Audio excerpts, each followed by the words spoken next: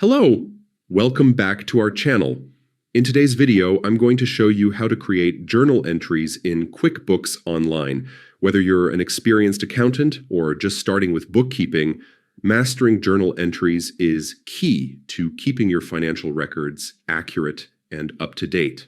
First, sign into your QuickBooks Online account. Make sure you're on the right version so all features are available, then enter your username and password to securely access your dashboard. Once logged in, navigate to the new option on the left-hand side. This menu is your central hub for creating all kinds of transactions in QuickBooks. From there, select Journal Entry.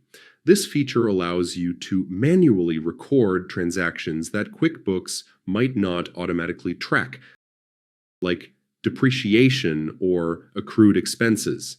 With the journal entry form open, start by selecting the first account for your transaction. This account usually represents where the money is coming from or going to. Enter the amount, description, and any other relevant details. These details are important for keeping your records clear and accurate.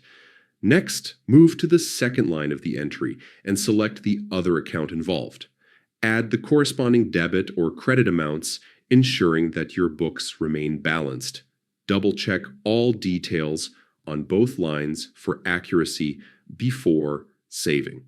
Once everything is correct, click Save to record your entry, or Save in New if you want to add another one. This ensures that all your financial data is securely logged within QuickBooks, and that's it.